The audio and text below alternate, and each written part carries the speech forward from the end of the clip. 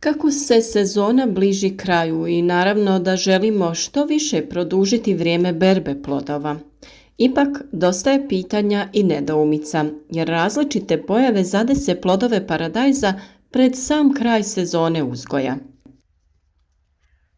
Neki plodovi sporo dozrijevaju. Tu temu smo nedavno obradili i posvetili joj jedan od videa, pa se nadamo da je savjet kao i uvijek došao u pravo vrijeme i bio od pomoći. Upravo iz tog razloga uvijek zaljubljenicima i uzgajivačima voća i povrća preporučujemo da zaprate naš kanal kako bi redovno pratili sve naše savjete, a klikom na znak zvonca osigurajte sebi i redovne obavijesti o svakom novom videu. A danas je na red došla tema koja posljednjih dana se često provlači kroz poruke i komentare koje nam ostavljate ispod videa. Radi se o tome da se unutar plodova paradajza pojavljuje svojevrsna bijela linija, žilava srž. Inače, više je razloga za pojavu te bijele žilave srži, no ako na to inače niste nailazili, u današnjem videu vam donosimo objašnjenje. Mnogobrojni su razlozi koji mogu uzrokovati ovu pojavu, ali ipak možemo izdvojiti neke od njih koji su najčešći čimbenici. Naime, neki moderni hibridi paradajza imaju poseban gen koji omogućava da se plodovi duže čuvaju i ostaju netaknuti tokom transporta. U takvom paradajzu bijele žile, odnosno bijela i tvrda srž, djeluje kao štit koji zadržava oblik ploda. Te bijele žile su bezukusne i žilave, pa se hibridi paradajza sa genom za takozvanu dugovječnost najčešće ne uzgajaju za vlastitu potrošnju. Takvi plodovi se češće koriste za prodaju jer su vrlo atraktivnog izgleda. Kako biste svake sezone uživali u ukusnim plodovima prije kupovine sjemena, morate pažljivo proučiti karakteristike sorte i odabrati samo one provjerene opcije. Osim toga, nema tako malo dobrih i popularnih sorti, izbor je velik. A kada se radi o uzrocima ove pojave, naime u stresnim uslovima plodova paradajza razviju se ovako bijelo tkivo koje može biti izraženo samo u području neposredno ispod peteljke, ali i u ekstremnim slučajevima kroz cijeli plod. Nagle promjene vremenskih uslova, izmjena sušnog i kišnog razdoblja, oscilacije u temperaturama kod paradajza uzrokuju različite probleme, od razvoja raznih oboljenja, pojave štetnika do nekvalitetnih plodova. Vrlo je važna i dovoljna količina hranjiva, ali tu postoji uvijek i ono jedno ali. Naime, temperatura iznad 30 stepeni blokira usvajanje kalija iz tla, a koji je uz kalcij jedan od najvažnijih elemenata za formiranje plodova. To može uzrokovati promjene u strukturi tkiva i okusu. Iako u tlu ima dovoljno određenih hranjiva, u nekim uslovima biljka ih ne može pravilno i kvalitetno usvojiti. Naravno, s druge strane, tu je i višak azota koji dovodi do manjka kalcija i kalija, pa prihranjujte biljke samo sa gnojivima za plodovito povrće. A ukoliko još uvijek niste sigurni koja hranjiva i kako koristiti, ostanite s nama do kraja videa kada ćemo sa vama podijeliti savjete o različitim hranjivima i naravno kako pripremiti prirodno hranjivo od sastojaka koji su vam uvijek dostupni.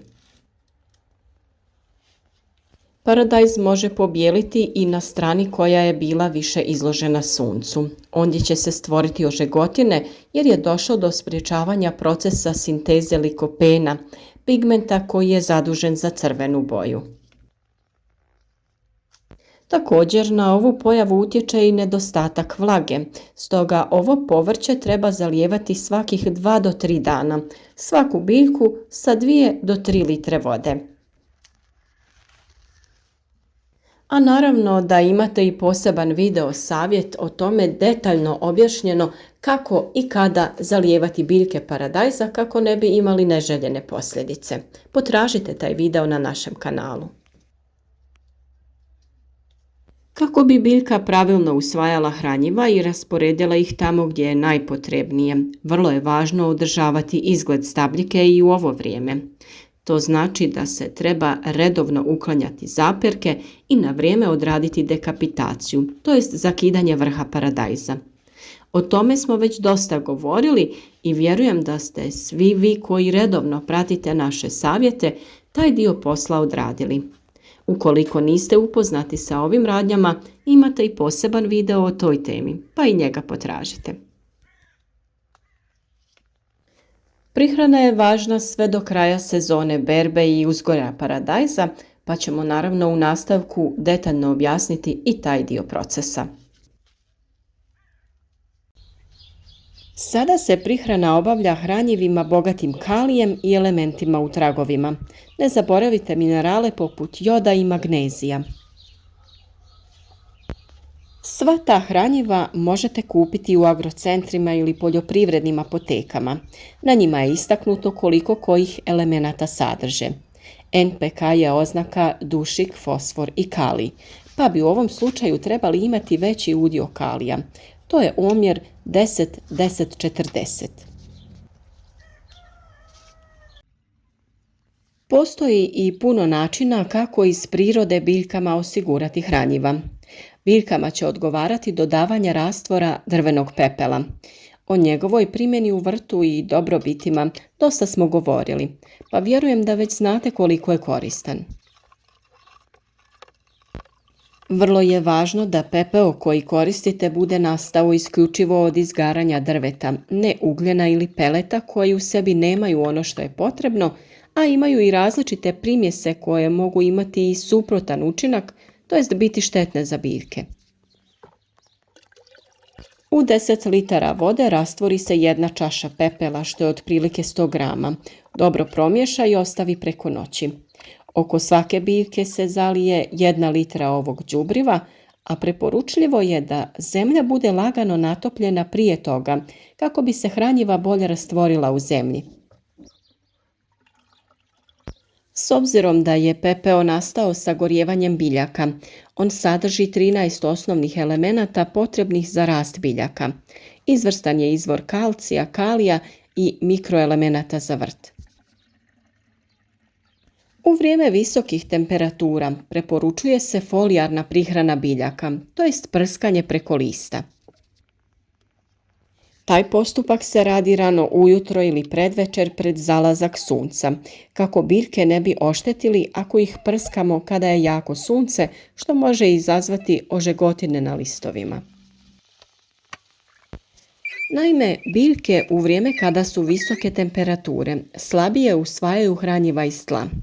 Isti problem smo imali i sa dodavanjem kalcija, čiji nedostatak uzrokuje vršnu trulež plodova. Iako ga ima dovoljno u tlu, korijen po visokim temperaturama ne može da ga usvoji, pa se preporučuje prskanjem nadomjestiti taj manjak. S obzirom da pepeo sadrži brojne minerale, a posebno je bogat kalijem, kalcijem, magnezijem, natrijem i fosforom, idealno je hranjivo u ovoj posljednjoj fazi prije berbe. Ono što je važno kada se radi o folijarnoj prihrani rastvorom pepela jeste da se dobro procijedi kroz neku gazu ili krpu i uklone se sve moguće mrvice. Na taj način sačuvati ćemo opremu sa kojom obavljamo prskanje, jer ćemo izbjeći to da nam se zatvori prskalica ukoliko bi čestice pepela došle u sustav za prskanje. Paradajz može davati kvalitetne i ukusne plodove sve do prvih mrazeva i niskih temperatura, pa je svakako preporučljivo dodati hranjiva na vrijeme kako bi se njegov kapacitet što bolje iskoristio. Nadamo se da su mnogi od vas uspjeli iskoristiti naše dosadašnje savjete kada je pojava plamenjače i drugih gljivičnih oboljenja bila u punom jeku i da danas berete obilje plodova. Dosta naših pratitelja i prijatelja kanala su nam pisali da su savjeti koje smo dali u pravom trenutku spasili njihove biljke i da danas ne znaju kuda bi sa tolikim plodovima. Zbilja vam svima hvala na povjerenju i nadamo se da ćemo i dalje da se družimo u zdravlju i lijepom raspoloženju.